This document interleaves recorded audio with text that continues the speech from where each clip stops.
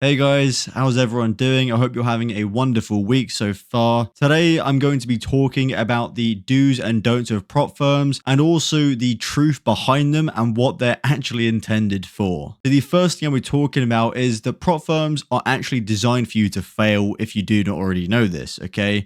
These companies do not actually want you to be funded.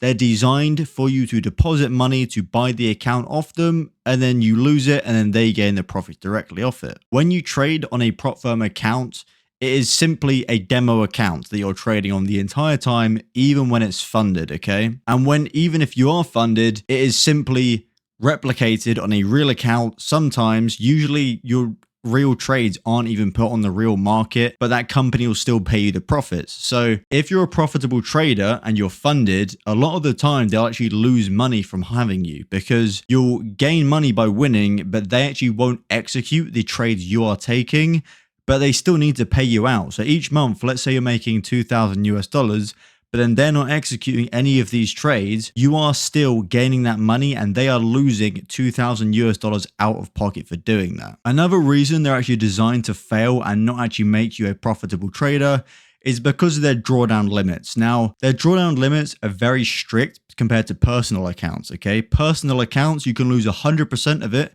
and you'll lose the whole account. That's completely fine. Most prop firms only allow you to lose between 10 to 8% of it entirely. Because of that, you need to trade it very differently than you would a personal funded account. Because let's say on a personal account, you would risk 1% per trade.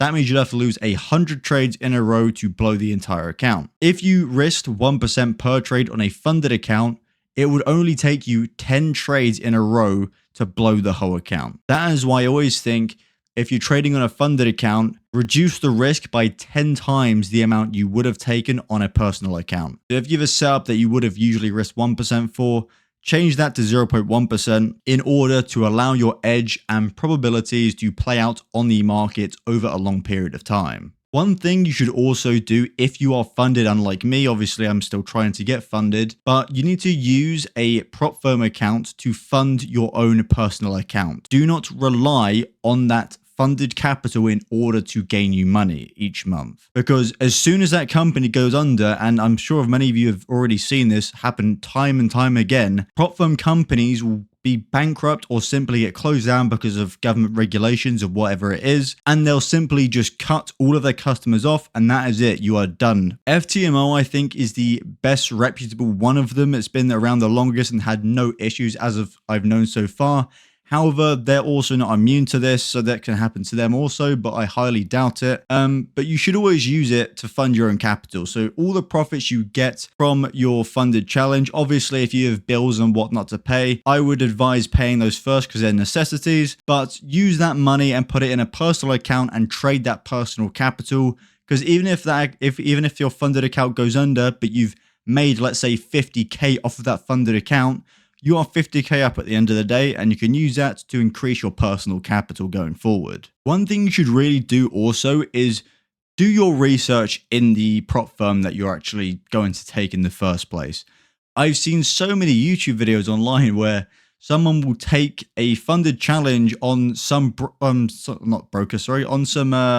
provider that I've never even heard of, and they don't really have a reputation because they've been around for basically less than a year.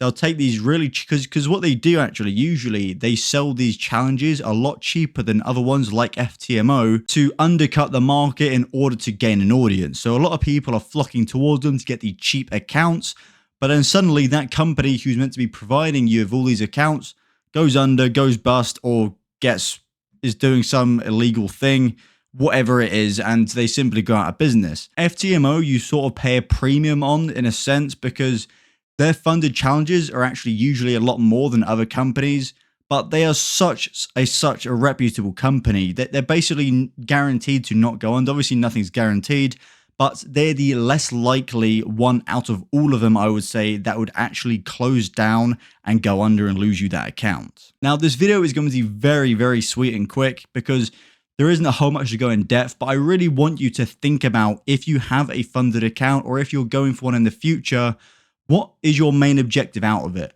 Are you using it to fund a personal account, or are you using it to try rely on for a permanent income? If it's that second option, rethink what you're doing, okay? Do not rely on funded capital to give you permanent income, because one day will come where that company will stop providing that for you. And if you do not use your profits to put into a personal account for you to trade yourself, you will suddenly have no money to trade and you'll be back at square one working your 9 to 5. I hope something in this video has been helpful for you, and I hope you can come away with some more information or some more knowledge you didn't usually have. But yeah, prop firms are designed for you to fail. They don't want you to pass it, because when you execute those trades, they aren't real trades. They're in a simulation or in a demo system, and they, for the most part, do not make money off of it. There are a select few people they do actually copy, but those traders are usually in there for years and years and years. But for the most part, these companies will lose money on you withdrawing money from the accounts. They're designed for you to fail. That is how they get most of their profits from you. Try take advantage of them while they're here and not when they're gone, because I think one day will come where they actually might have stricter regulations in different countries, not allowing them to even operate. Anyway, thank you so much for watching. I hope you enjoyed the short video. Leave a like if you liked it, leave a dislike if you dislike it, subscribe if you're new, and I'll speak to you very, very soon.